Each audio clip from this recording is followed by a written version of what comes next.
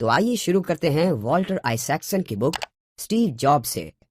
Walter Isaacson इस book के author को जब पता लगा कि स्टीव जॉब्स कैंसर के लास्ट स्टेज में हैं, तब जाकर वे स्टीव जॉब्स की बायोग्राफी लिखने को तैयार हुए। बेहद होनहार और तेज दिमाग वाले स्टीव जॉब्स साल 2004 से आइजैक्सन को अपनी जिंदगी पर एक किताब लिखने के लिए मना रहे थे, मगर उनकी कोशिश साल 2009 में जाकर कामयाब हो पाई, जब जॉब्स कैंसर से जूझते हुए अपनी दूसरी मेडिकल लीव पर थे। साल 1984 के वक्त से ही टाइम्स मैगजीन में बतौर मैनेजिंग डायरेक्टर आइजैक्सन को कई बार जॉब से मिलने का मौका मिला, मगर उस महान इनोवेटर स्टीव ने जब पहली बार आइजैक्सन से खुद की बायोग्राफी लिखने के लिए कहा, तो आइजैक्सन उस दौरान एल्बर्ट आइंस्टाइन पर लिख रहे थे और बेंजामिन फ्रैंकलिन पर उनकी लिखी किताब पहले ही फेमस हो चुकी थी। जॉब्स का प्रस्ताव आइजैक्सन ने ये कहकर ठुकरा दिया कि जॉब्स अभी सफलता की सीढ़ियां चढ़ ही रहे हैं और अभी वो वक्त नहीं आया कि उन पर कोई किताब लिखी जा सके। लेकिन ये जॉब्स की पत्नी लॉरेन पॉवेल की कोशिशों का ही नतीजा था, जो उनसे जॉब्स की बीमारी के बारे में जानकर आइजैक्सन ने अपना मन बदल लिया और आखिरकार इस काम के लिए तैयार हो गए। बचपन।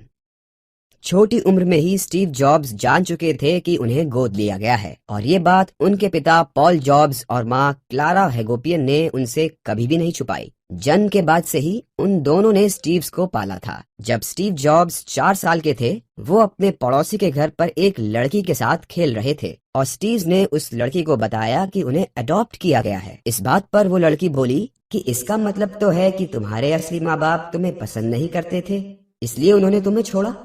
इस पर स्टीव जॉब्स भागकर अपने घर गए और ये बात उन्होंने अपने पेरेंट्स को बताई। इस पर उनके पेरेंट्स ने उन्हें कहा कि सुनो स्टीव, हमने तुम्हें इसलिए चुना था क्योंकि तुम सबसे अलग हो, बहुत खास हो, स्पेशल हो।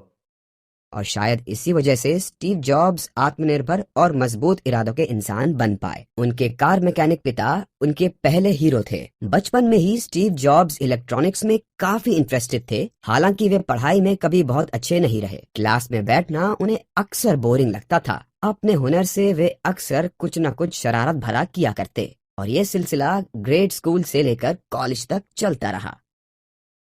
वॉज़नियाक। होमस्टेड हाई में एक कॉमन फ्रेंड के जरिए स्टीव वॉज़नियाक और स्टीव जॉब्स की मुलाकात हुई। दोनों स्टीव्स बचपन से ही इलेक्ट्रॉनिक्स और मशीन में गजब के प्रतिभाशाली थे। जहां स्टीव जॉब्स अपने पिता की ही तरह एक बिजनेसमैन बनना चाहते थे, वहीं स्टीव वॉज के पिता, जिन्हें मार्केटिंग से चिढ़ थी, उन्होंने उन्हें इंजीनियरिंग में कुछ बेहतरीन करने के लिए प्रेरित किया।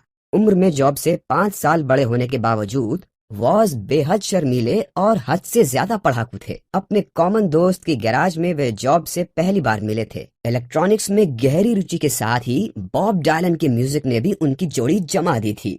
College drop out. जहां वॉज़नियाक ने बर्कली यूनिवर्सिटी जाने का फैसला कर लिया था, वहीं जॉब्स अभी कंफ्यूजन में ही थे कि अपने लिए कौन सा कॉलेज चुने, क्योंकि स्टीव जॉब्स के असली पेरेंट्स ने उन्हें इसी शर्त पर गोद दिया था कि उनकी स्कूली पढ़ाई पूरी कराई जाएगी। इसलिए उनके अडॉप्टिव पेरेंट्स को उनकी कॉलेज फीस जुटाने के लिए कड़ी मेहनत करनी पड़ी। जॉब्स ने फैसला किया कि वे नजदीकी स्टैनफोर्ड यूनिवर्सिटी नहीं जाएंगे। वे किसी ऐसी जगह जाना चाहते थे जो उससे ज्यादा आर्टिस्टिक और इंटरेस्टिंग हो, मगर उनके इस फैसले को उनके पेरेंट्स की मंजूरी नहीं मिली। बावजूद इसके जॉब्स ने रीड कॉलेज पोर्टलैंड ऑरेगन में दाखिला ले लिया।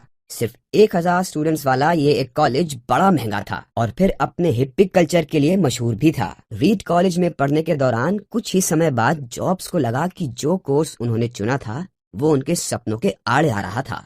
जो चीजें वो सीखना चाह रहे थे नहीं सीख पा रहे थे, और तब उन्होंने कॉलेज बीच में ही छोड़ दिया। अब वो जो पसंद आता वही सीखने लग जाते, जैसे कि कैलीग्राफी। रीड में पढ़ाई के दौरान उन्हें हिप्पी कल्चर पसंद आने लगा। जैन बुद्धिज्म पर उन्होंने सैकड़ों किताबें पढ़ डाली और प्योर वेजिटेरियन बन गए। उन्होंने बाल कटवाना छोड़ दिया था और पूरे कैंपस में नंगे पांव घुमा करते।